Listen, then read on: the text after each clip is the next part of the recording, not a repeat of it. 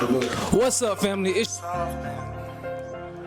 another one from the Central, man. We good? For sure. Get the viewers, provide the viewers with it. What's up, guys? It's your boy Corn. I'm back with another Fueled by Pain podcast. Another day, another dollar. We back with another Fueled by Pain podcast, man. So today we're gonna have my boy Kenny Supremee. I will let him introduce himself, and then, of course, as always, we will get started with the podcast, man.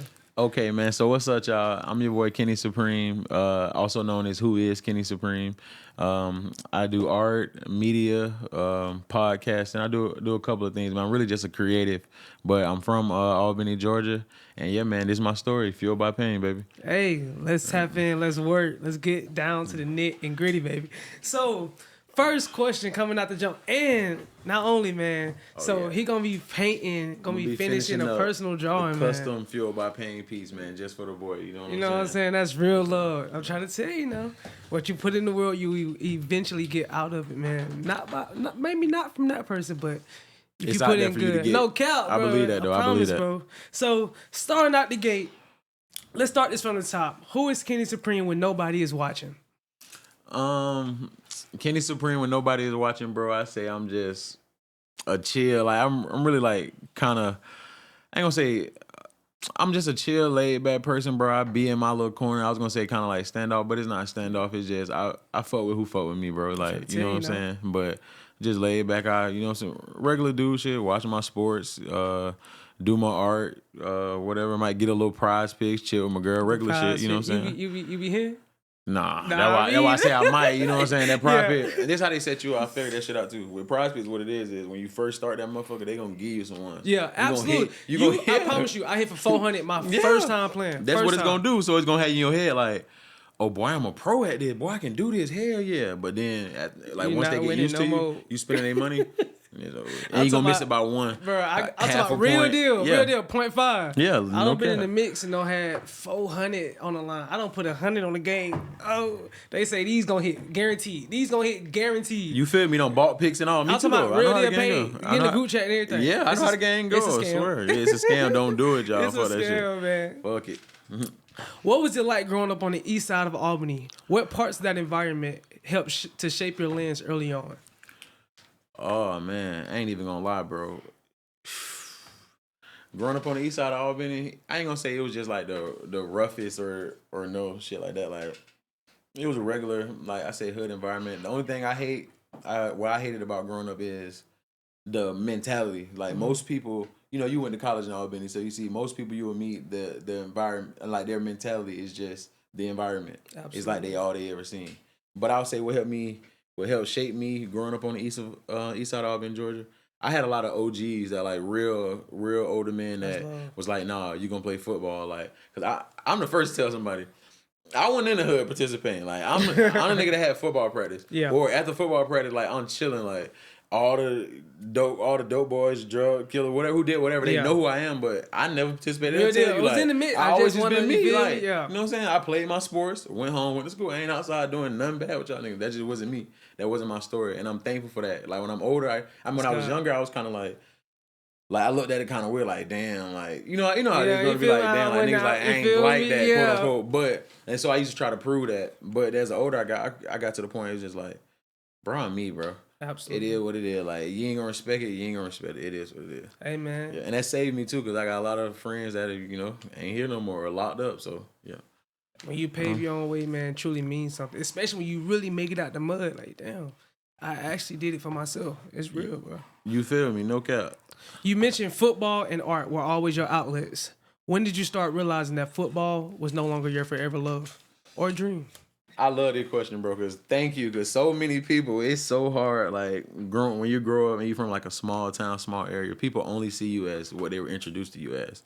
So that's been, like, one of the hardest things is, like, just being, like, to this day, when I go back home, somebody will be like, boy, I miss you on that field, boy, and I just be like, bro, that's 10 years ago. But, you know what I'm saying? But I say I started listening, it was 11th grade summer. And I got friends who went D1, NFL and stuff, so I'm talking to them, and it just was looking a little different. Mm-hmm. I'm like, I ain't getting no letters. Like, I'm getting regular, like, Albany State, stuff like that, but I ain't getting nothing crazy. Then I'm like, all right, boom, bro. You 5'11", 6 foot. I just started, you know what I'm saying? Shit like that started playing in my head. And I don't know if it probably was a little my psyche too. But I just started saying like, man, you barely cracking 6 feet. Like, especially then, because I done grew since I got out of high school. Yeah. So I was been fucked up. Oh, you still kept growing? Yeah, I grew like a half inch after high school. But I was like, bro, this shit not adding up. But I'm like, senior year coming up, you know, I'm still in the jump, like in the mode of, oh, this is my senior year, so I'm still hyped. Absolutely. So we get into senior year, everything going good, but my older brother, shout out to my older brother Ted. We were talking one day. Shout out Ted, man. And he don't even know what he did. He was just playing the game. So we were talking, and he was like, "Hey, man, really with that football shit. If you ain't cracking by 11th grade, and you ain't got no offers or none, you going D1 really over with." Yeah. So I always dream about going to the University of Florida. So in my mind, I didn't want to let him know, but he had to fuck me up. Yeah. So I'm like, man, it might not be it. What did that do to your spirit of football? Right at that moment, it didn't do nothing. It just was like, oh shit, I'm on the hot seat. But I still was having that, because I was in the environment. I'm lifting weights every day. I'm practicing every day. So I was still putting like, in the work. Right. So I was still in that mindset, like it can happen. It's a long shot, but it can happen. Absolutely. We get probably 5-6 games into the season, and then the season is schools coming. Like I got a couple schools coming to talk to me, but they talk about offering partials and all this stuff. So then I'm just like, man, I don't know what I'm gonna do. But remember, I was talking to shout out to my boy Vontae. It was me, my boy Vontae, and my boy Mark. We talking about college and all this stuff, and everybody is getting closer and closer to the end of the season. By this time, season down and over. We got like 2 games left. They telling me they like, hey bro, I ain't gonna lie. If I had to go to Albany State, bro, I might just go to college and be like, it's regular. And we all having this conversation. And we like, no, for real, bro. Like, cause it's old. Like, the goal was to go pro. Like, in our minds, we like, Albany State is over with. Like, but shout out to Grover Stewart. He ended up doing it a couple years. Real deal, man. Yeah, cause he was already there when I was coming in, but he ended up doing it a couple years later. But we just didn't see no way, because ain't nobody had did it at that time. So we just didn't think it'd be realistic. So you didn't think it was a possibility? Yeah, I was just like, absolutely, bro, ain't nobody gonna, like, Albany State. Who coming to get me from Albany State? Then I just got into Albany State, the partying, kicking it. The real deal. You know what I'm saying? I'm gonna be honest. I ain't gonna be like nobody goddamn gonna cap it down or none of that, bro. I wasn't focused. School has never been hard for me. I always was able to make good grades and navigate, talk to different people and stuff. It was never that. It was the focus, bro. It's like, what am I really doing here for? And I was just lost. It's like, damn, so football is not panning out. So it's like, ooh. So I went through a couple weeks of trying to make it work, and then it was, nah, man, it's over. I'm off this. Yeah, and I just cold turkey, ain't gonna lie. Like one week I was working out. Ask anybody who know me. 1 week I was working out, trying to go to the NFL. The next week I'm just like, I'm not on that. Just like that. Yeah, like don't even ask me about football, cause that's how hurt I was about it. I was just like, let me throw this shit away. I can't deal with it right now. So what you call? Was there a moment that you had the time to actually grieve the dream of playing football? No, I don't think I ever did, cause sometimes, be real, like, I watch that shit was so bad, bro. I couldn't watch college football games, bro. I swear to God, you can ask my homies, bro. I couldn't, cause I just like that shit used to hurt me. Guys be like, damn, bro, like. Then you just hear people saying little shit. Then when you look at a certain way for sports at your school, then when that shit don't pan out, like folks see you working a regular job and shit, and they just like, damn, like wonder what fucked me up the most. This girl I went to school with, she a couple years younger than me. Not even gonna put her out there, bro. She seen me one day. At this time, I'm working at Walmart, bro. Stocking the shelves. She come in that bitch. She say, yo, I ain't gonna lie, man. I thought you were gonna be one of the ones that made it. Boy, that shit broke my heart. I'm like, in my head, I'm like, boy, I'm 18. Like, you done threw me away. Like, it's over with. You done threw me away. You done threw me away. Like, it's over with. Shit, I'm thinking 18. She lame for that, bro. Yeah, but she was like a younger, like, she was still in school when the shit happened. Like, she was probably like, but I get in her mind, it was like the same shit I was thinking too. But when she's like, it sounded worse when she vocalized it. Exactly. I'm like, damn, she right. I done dropped this shit. Like, I gotta figure this shit out. And I ain't gonna lie, that shit led me down a rabbit hole, man. I went to really tripping after that. I ain't gonna care. We gonna dive into all that. That's crazy. What did that decision cost you in terms of relationships, identity, and peace? Bro, to be honest, that shit talking about decision not to play football. That shit cost a nigga like everything, bro. But like, because what I thought was everything at the time.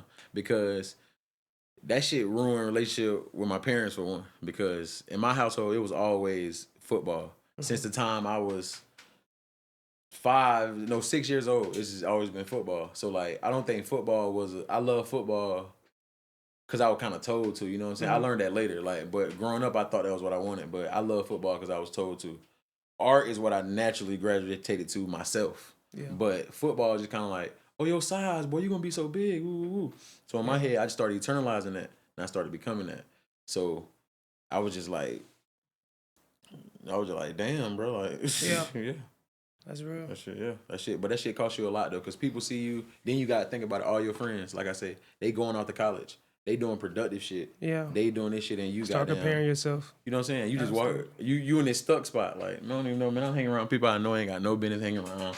I'm taking Xan, just doing regular. Just getting in the mix. Yeah, just getting in the mix for no reason. Like, boy, you was not raised like that, boy. Like, what the hell? Real deal jump on the port. Yeah, no, not on no street tip, but just like hanging around like the hipster, stoner kids or whatever, like naturally being in the art, you know what I'm saying? Naturally being in the art scene, done the people that's in that. Yeah, absolutely. So done around. So me, I'm secondhand following. Like I'm not even looking at it like I'm following at that time, but that's what I'm doing. I'm secondhand following. Like, my bad, bro.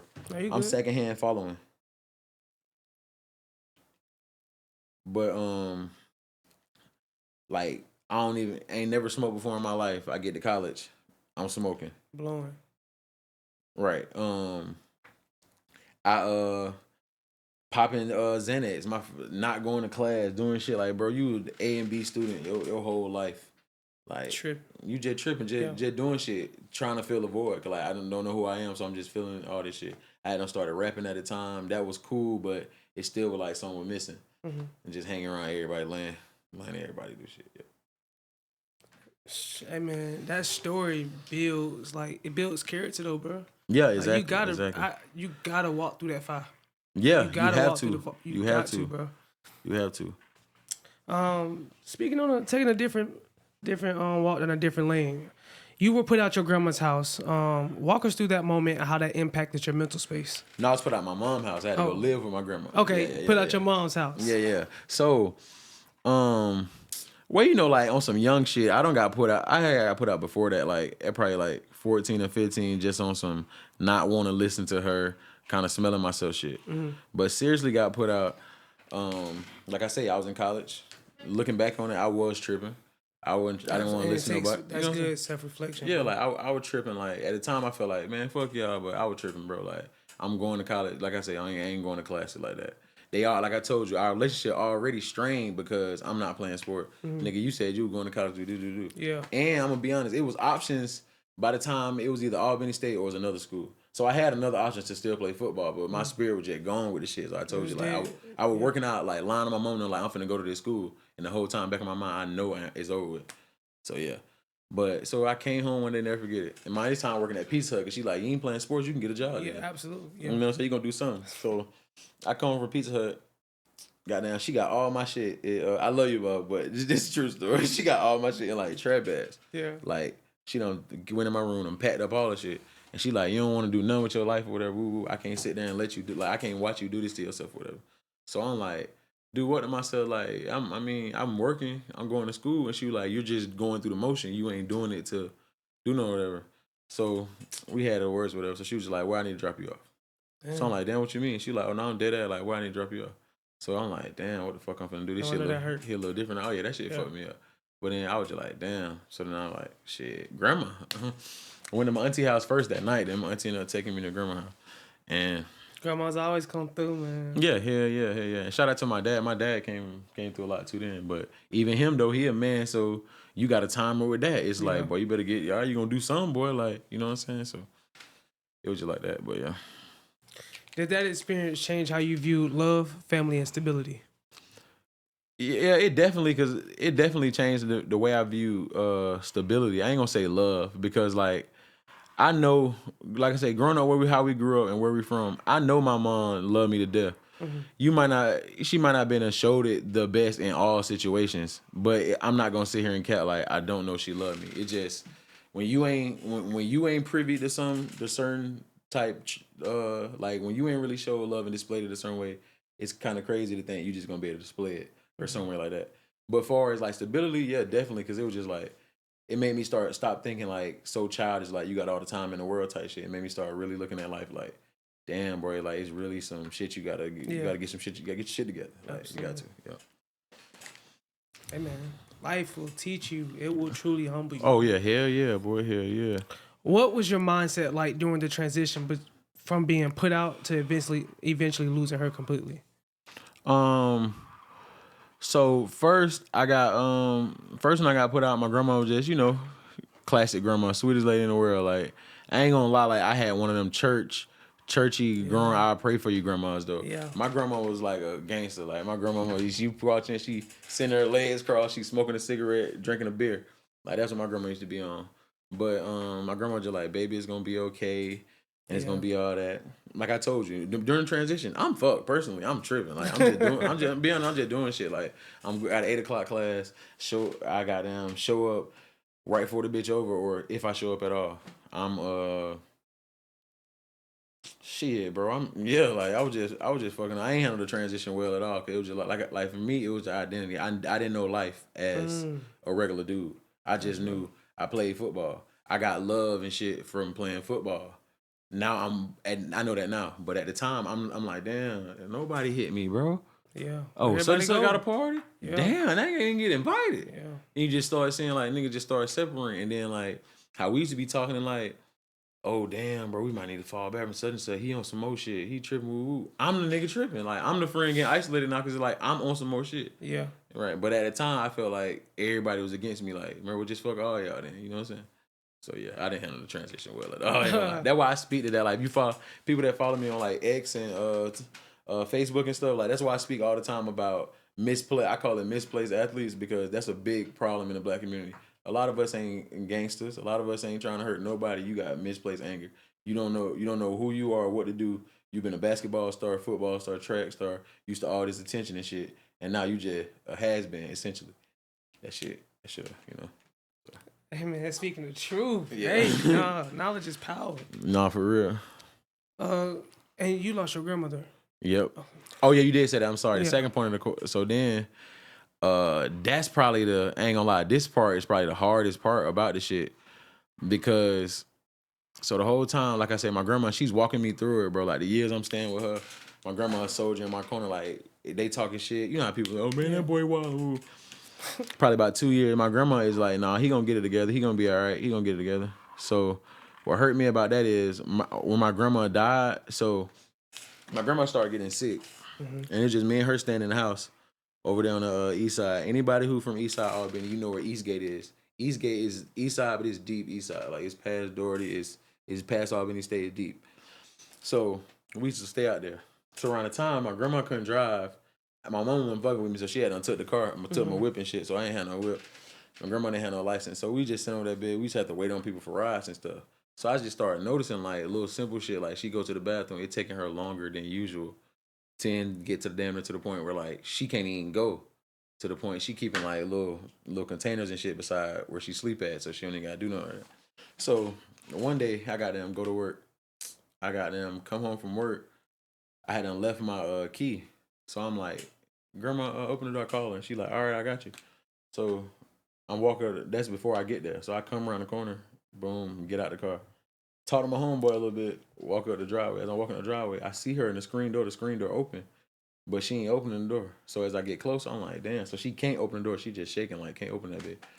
So I like trip out. I go to my mom's house. I'm like, yo, in the middle of the night, like probably like 10 o'clock at night. I'm like, Mom, like, and Grandma, because I'm panicking. I'm like, man, Grandma dying, man. Like this shit.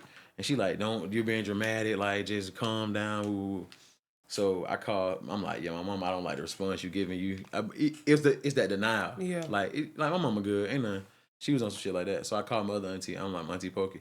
I'm like, Auntie, man. Grandma, this is what's going on. Grandma, she ain't eating, she ain't using the bathroom, she losing all the weight and stuff. So probably about a week or two later, my grandma had to go stay with my mom because the same thing happened. My mama goes try to go see her. She can't open the door. My mama calling me like, where you at? When I get there, I open the door, come through the front door, the side door with the screen. My grandma just standing there like shaking. She can't even open the door. So I'm just like, damn, bro, like. So my mama like, that's it, you gonna come stay with me. So my auntie, her mama back and forth about who she was gonna stay with and shit. My auntie stay up here. My auntie came down to Albany and got my grandma. So after that, my grandma was with my auntie for a couple months, and then she ended up passing. And I'm just like, damn, like the whole time while she up here with my auntie, I'm staying with my cousin. So at this time while I'm staying with my cousin, it's like a bunch of us, all our homies, like, it's kind of like this the gang house. Like, she ain't tripping on us. Like, my cousin Vontae, his mama, shout out to Fat Lady. Fat Lady ain't tripping. She letting us kick it over there. Like, the whole slaw, if you're familiar with slaw, when we was doing that, the whole slaw be over there at the house just kicking it, sleeping, whatever. Like, we were doing that. So, but around this time, said slaw. Yeah, like, that's crazy. Yeah. But yeah, so the whole slaw used to be at a slaw. I'm talking about slaw block for the ones that know they know.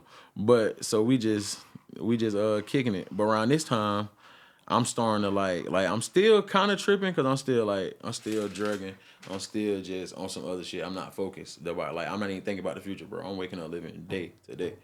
So, but around this time, I'm starting to like listen and like nip like interviews. Like, I'm starting to like take in different shit. Like, I'm listening to Marcus Garvey and shit. Like, and I'm like, dang, bro. Like, I align more with this than what I'm going on. Absolutely. But you know, at first, when you first get exposed to information, it take a little while before you to really gravitate and let it hit you for real. Right. Yeah. But then, so yeah, that's why my grandma was up here staying with my auntie. So, goddamn, my grandma ended up passing. I'll never forget it, bro. I'm chilling. I'm at my partner house. Sorry for your loss, by the way. Oh, appreciate it, bro. But I'm at my homie house, sleep on the couch, nigga tripping, high as hell. Like I said, just tripped out. My mama called me like, "Hey, can you come by the house? I need you and your friend to come by the house and help me." So I look at him. I'm like, "Bro, my mama said she didn't need both of us to come help her. But why she ain't been to her? Why she called her? That shit weird." He was like, "Bro, it ain't nothing. Let's just go see what Mondu wants." So he hop in the truck. We run. So while we run, I'm like, "Damn, bro, that shit don't feel right. Something wrong." Like, woo. So this girl I was talking to at the time, she on FaceTime. She was like, "You talk to your grandma?" I was like, "No, not today. Why you say that?" She was just like, "You probably need to just call your grandma." Swear to God, she said it just like that. So I hung up and tried to call her. She ain't answering the phone and shit.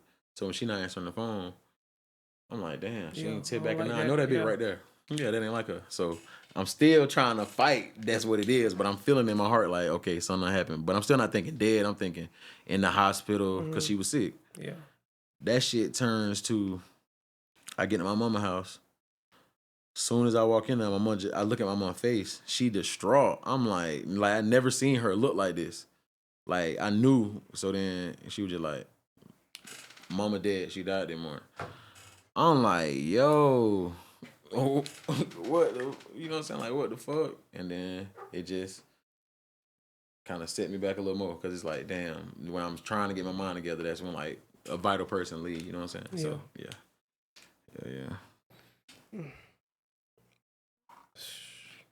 Losing your grandmother, then making the move to Atlanta. What emotional state were you at during that time?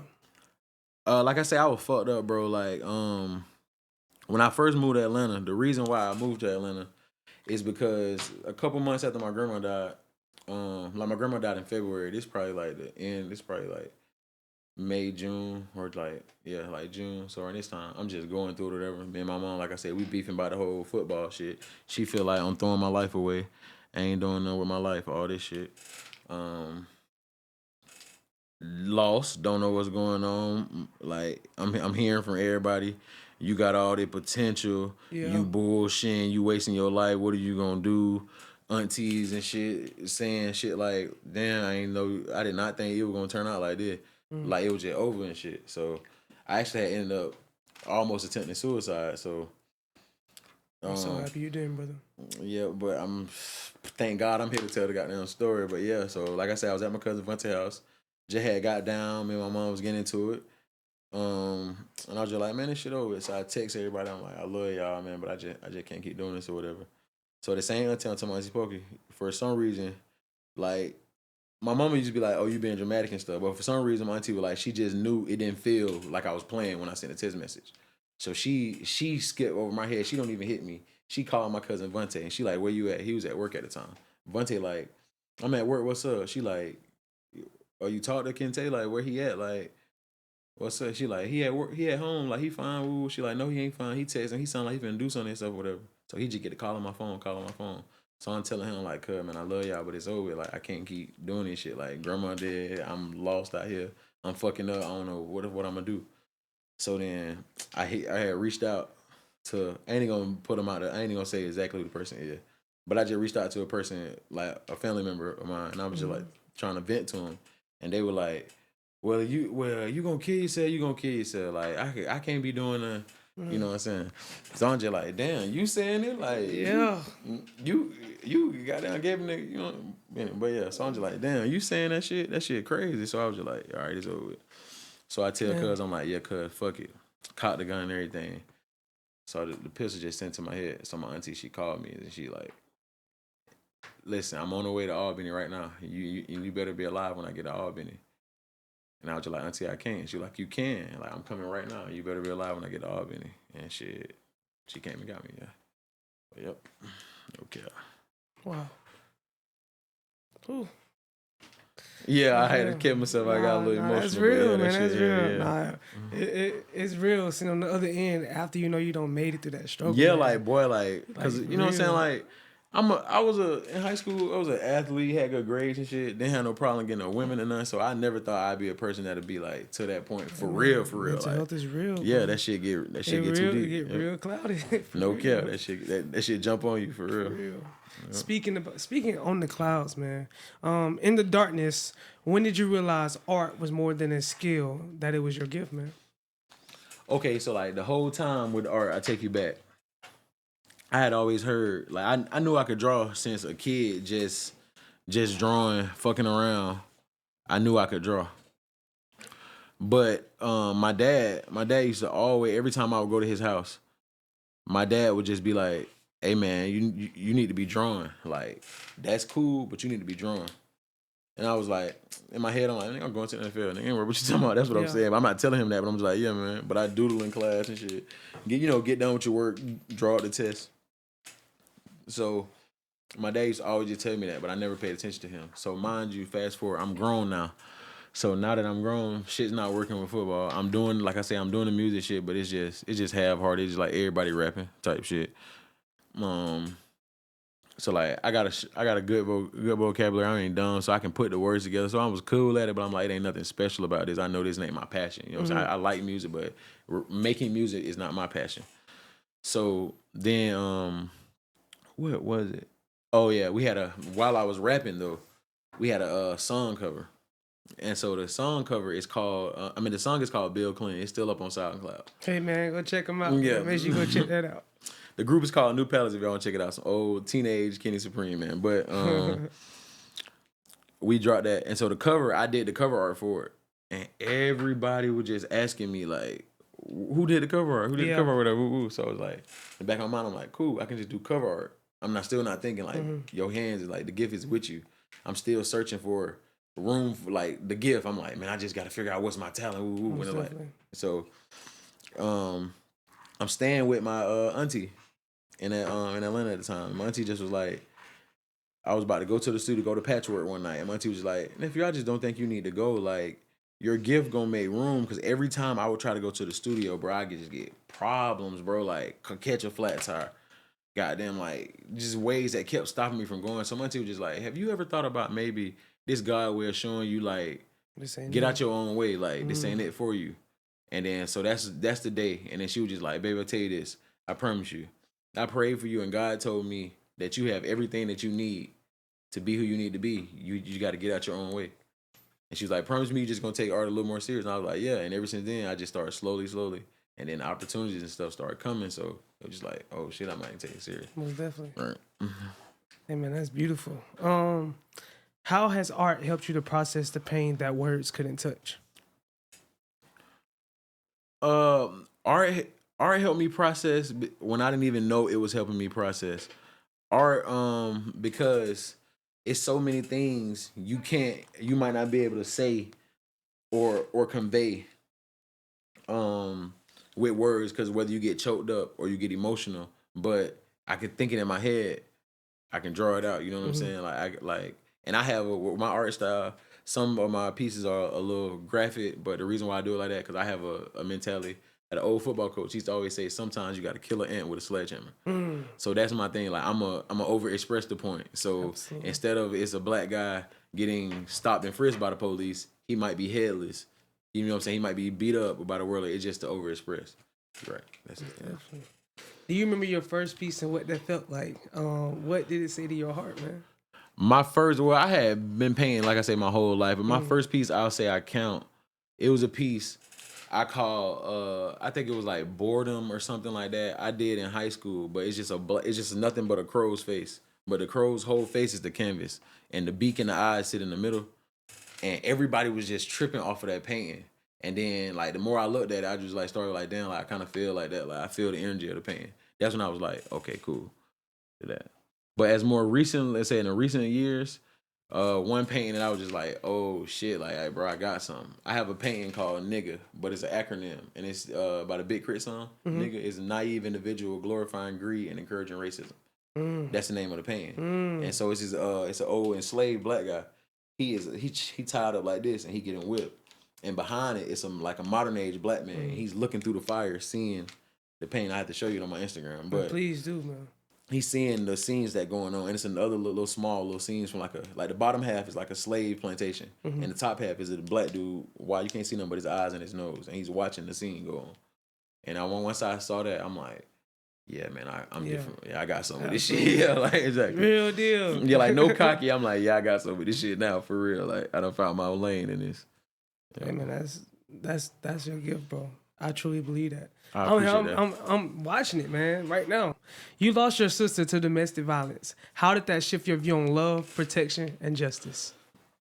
I'm not gonna lie. This one, losing my sister to domestic violence was definitely one of the probably the hardest things. Like I thought losing my grandma was crazy, but once I lost my sister, that shit, it was shaking, but it made me.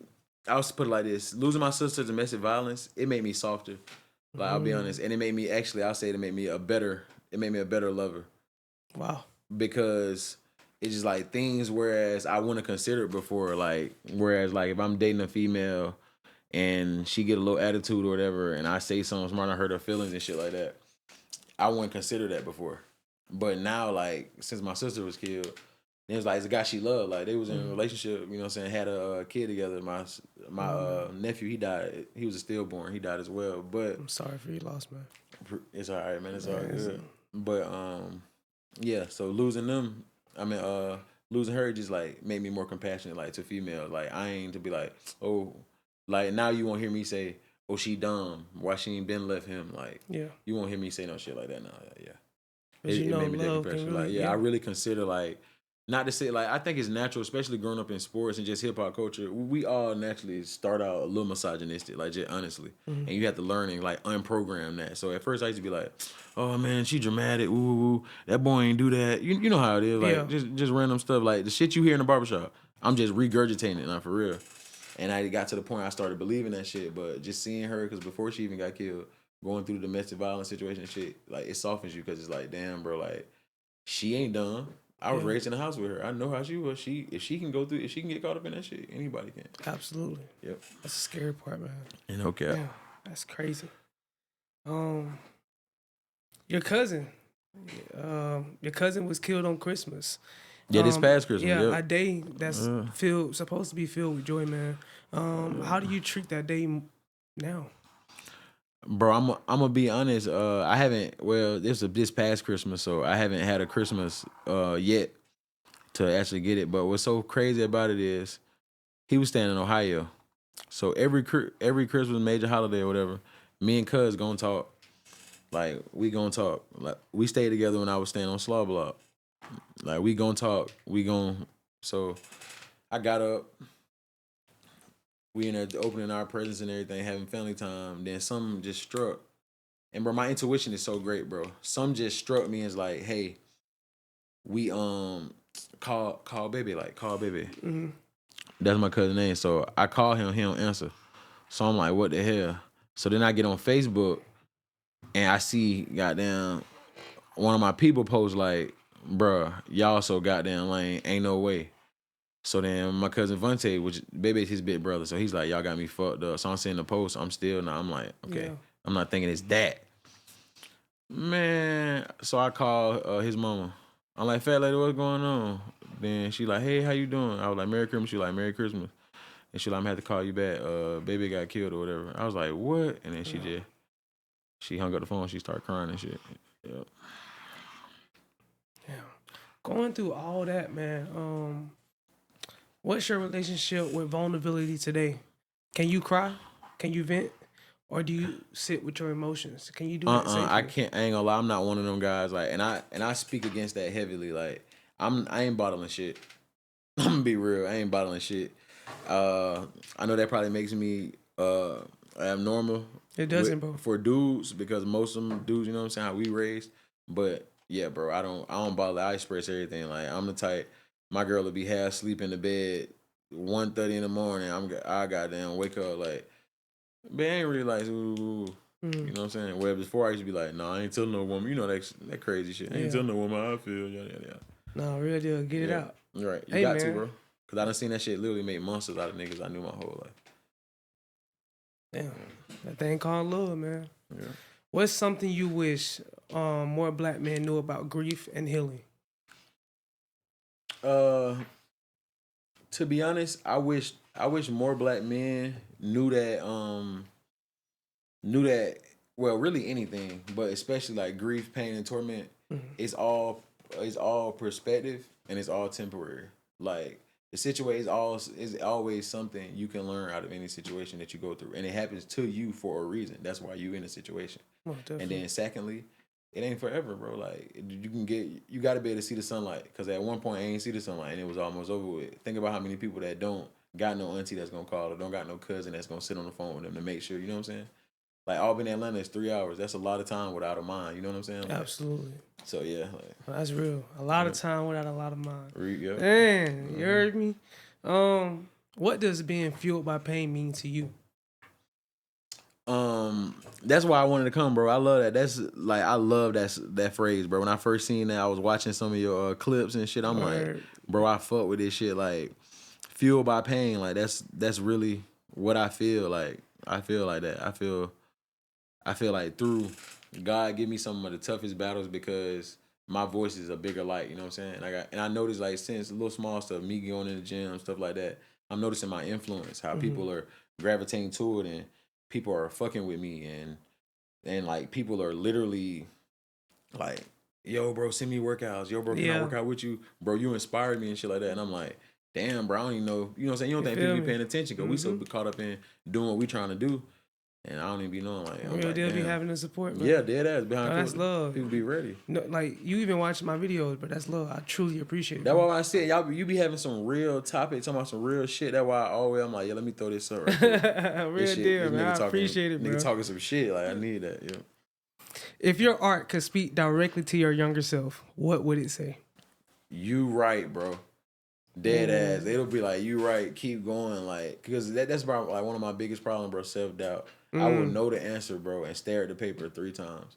Like, and know the answer. Like, I know, like I was saying, like, coming to 11th grade, like, I had an epiphany, bro. Like, we losing game, I ain't even blowed. Like, I'm mad a little bit, but when I get on the car ride, I'm like, oh, I ain't gonna be doing this shit anyway. Like, in subconscious to myself, like, my mom and dad are more mad than me, and I'm like, yeah, they don't supposed to feel like this if this is my passion.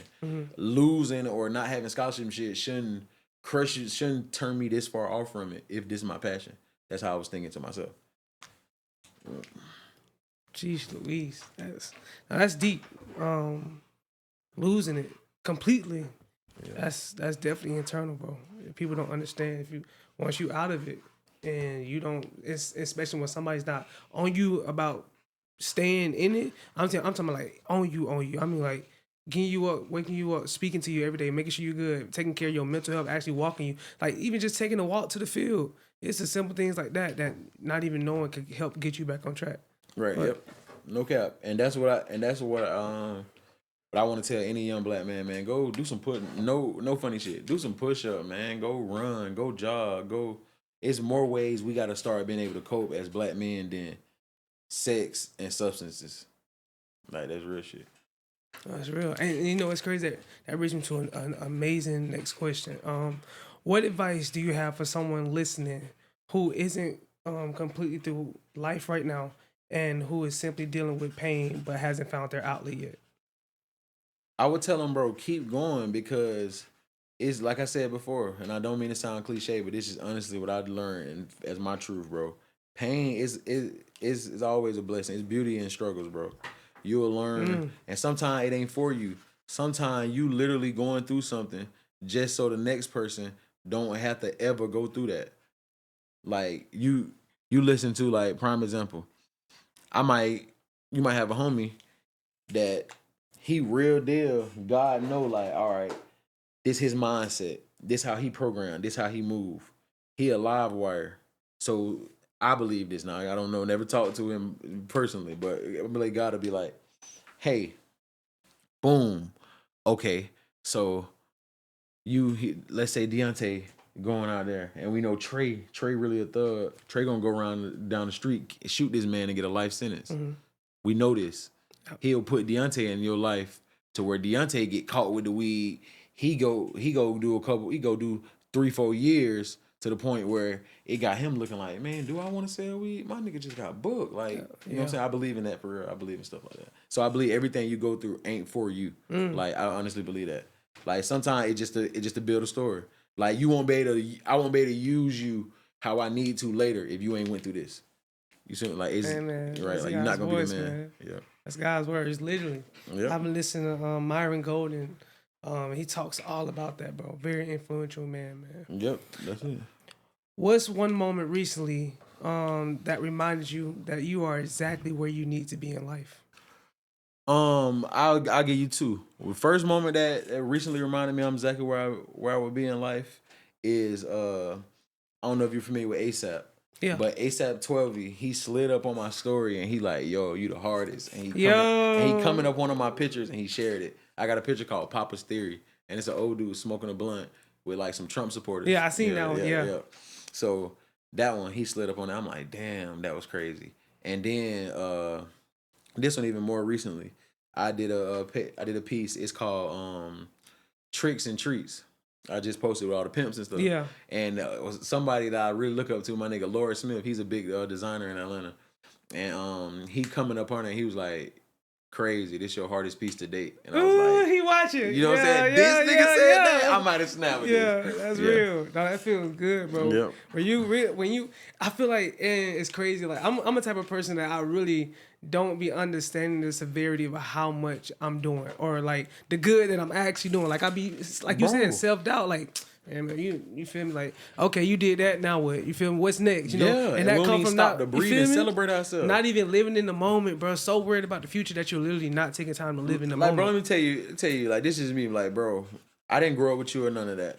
But I'm proud of you, bro. Bro, your ass be on, this man be motorcycling across Georgia. Bro, real deal. It was a movie. It was motorcycling across Georgia. Then the next thing you know, this man is goddamn. This man on the podcast got an episode dropping. Dropped 5 episodes in what? You heard me? 5 days straight. You feel me? 5 days, bro. In 5 days. It was my birthday, bro. Like, I spent my birthday night not getting drunk, not messed up. I spent my birthday night editing a podcast, bro. Literally. So it was an experience though, and I'm doing it. I want to show people that, like, it's possible, bro. Like, no matter if you got 1,000 things on your plate, if you love something and you want to get something out there and you want to show the world your creativity and what you're passionate about, bro, do it, bro. The hardest part is showing up. Yeah. If you're not going to show up for yourself, then who else? Like, you feel me? Hey, man, bro, that's just like the first day in the gym, bro. You going to feel like shit. Damn, bro, I look bad as hell in here. Woo. But you showed up. That's it, bro. I swear to God, I used to do shit like, because I used to listen to David Goggins. Oh, yeah, bro, you got to read his book. I got to, bro. I have Absolutely not read it yet. I got to read it. But that boy David Goggins, I be listening to his speeches and shit, and he got one where he just like, you just got to fucking show up. Bro, he cuss like that in the book too. Yeah, he's like, you just got to fucking show up. Get on the fucking, I don't care if you go in the gym and just sit there and just smell the gym air, like, just go. And I literally swear to God, bro, you just go in there and just go and just walk on the treadmill, bro. I'm telling you, bro. I'll just go and just walk on the treadmill and look at everybody in there to the point, I'm like, shit, I started running. No cliche shit. Then it's like, okay, boom. Then my girl, shout out to my girl, thank God for her. She was a big force in that because she got on her fitness kick, and now we do it together. Now we in competition. Like she a business owner, so she got busy days. I work a job and run a business, so she like, oh babe, you going to the gym today? Oh, you ain't go to the gym today. You ain't work out. Real, so keeping you accountable. You know what I'm saying? Yeah, exactly. Watching what I eat and shit. Yeah. Oh, that's too young, babe. You can't eat that. We can't get that type of bread. Yeah. All right, we gonna skip that. Let's do a healthy snack instead. Yeah. She done fucked around and changed my whole diet, and that's when I'm seeing the progress. Because naturally playing football, I lift weights all day, but the progress is in your diet. What you intake is shit. What you gonna be for real. Hey man, that is love. So as we wind this thing down, so I like to end the FBP podcast with a piece of advice from you to somebody else out there in the world. Whether it's an artist, whether it's somebody going through life trying to get better each and every single day, man. If you had to give some words of affirmation or wisdom, what would you say to them, man? I would say to anybody out there that just honestly trying to go after anything and just chase anything in life. I would say, first and foremost, before you start anything, I'm going to be honest, it'll save you a lot of heartache. Do some soul searching. Figure out who you are. Figure out what really moves you, what makes you tick, what situation you can handle, what situation you can't handle. Because everything ain't for everybody. I would say that. And then once you got your mind made up and you really did some soul searching and you know yourself, balls to the wall, like 110%. Like, no matter what, how rough it get, any mishaps or bump in the road, don't let none deter you. Absolutely. That's what I would say. And I would say, I'm gonna double down on my advice from earlier. Always look for the silver lining. Like, it's never, no matter how fucked up a situation look, it's never deep as we think it is. 9 times out of 10. Because it's situations I thought were unlivable, and I'm sitting here talking to you, and I'm pretty sure vice versa.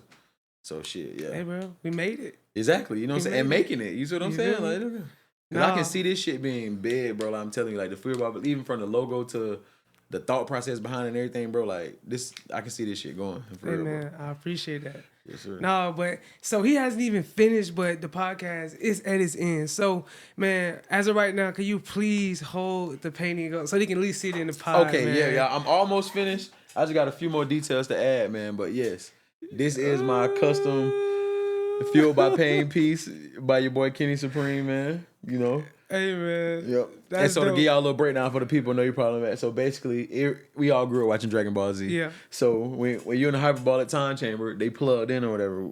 So he's plugged into the tanks.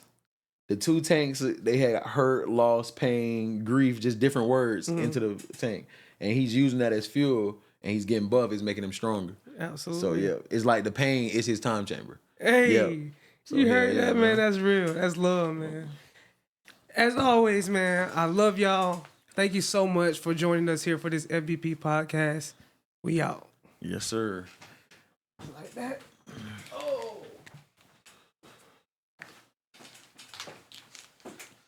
But yeah, bro, this little whole like, so what is this, like your people shit, or this like a studio you can book, or? Yeah. Oh, Here damn. space. Oh, damn. And then so here I booked the additional. The studio is 1 fee, but you also got to book. I booked extra monitors and cameras and stuff like that as well. Oh, okay, so that's why I seen it on there when it was like 3 cameras. Okay, Yeah. like cool. Yeah, this shit dope. Okay, shit nice. Let me.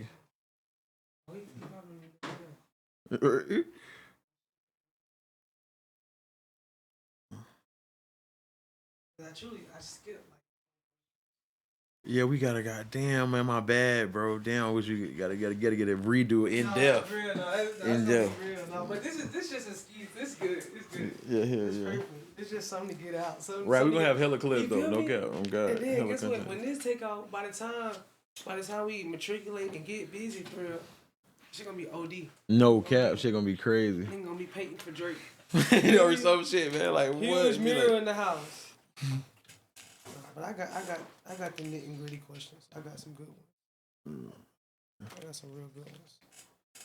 Hell yeah, we got definitely some clip worthy shit. So hell yeah, Man, I try to tell you, man, I be good with stuff. Yeah. And then I like the way you formulate the question too. I can tell, goddamn, you do your homework, you do your research and shit on that. Yep. Hey man, take your time. I gotta know you. I gotta know your talents, your gifts, your heartaches, everything.